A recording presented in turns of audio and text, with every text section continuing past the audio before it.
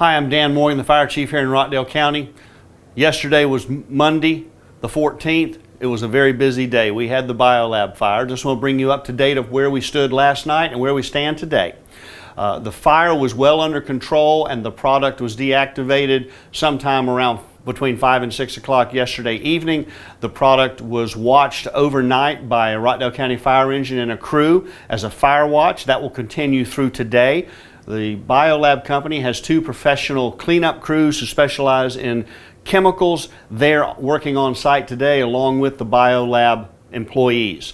During the course of the firefighting operations yesterday at Biolab, we had 9 firefighters who had breathing issues due to the chemical exposure, and they were sent to Piedmont Rockdale to the ER to be checked out. I'm happy to report that all 9 were released before 5:30 yesterday afternoon and are fully functional to come back to work on their next shift. We're very thankful for that.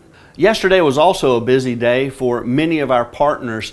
Federal, state, and local agencies and departments all participated, from Fleet providing fuel, DOT providing sand, to EPA and EPD monitoring the air. The air was monitored from about 10 o'clock through last night in the residential areas in and around the I-20 area and the industrial park there where Biolab is located. The results were minimal, if any, on their readings. We felt very good about the product, and most of the vapor was contained to the site itself. As of 6 o'clock last night, the majority of the Rockdale County firefighters went back to their stations, other than the fire watch I previously mentioned. There was a major effort to clean, decontaminate all the equipment and apparatus and our gear itself that the firefighters were wearing all night long. We have to use a special bicarbonate of soda and soap and water. Everything has to be washed, dried, cleaned. Our BAs have to be inspected. The trucks were washed 2 or 3 times with the special solution to preserve the equipment that taxpayers have purchased for us. It was a very messy fire, and chemicals are never good for firefighting equipment or any other equipment. With the chemical vapor and runoff being contained to the site, what you probably noticed was traffic. We did have to close I-20 for about 6 hours due to a low vapor cloud that was just leaving the site and sort of staying over I-20. Luckily, we had very low winds yesterday.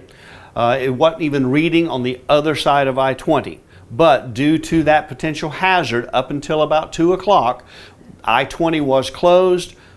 Alternative routes were in and around Conyers.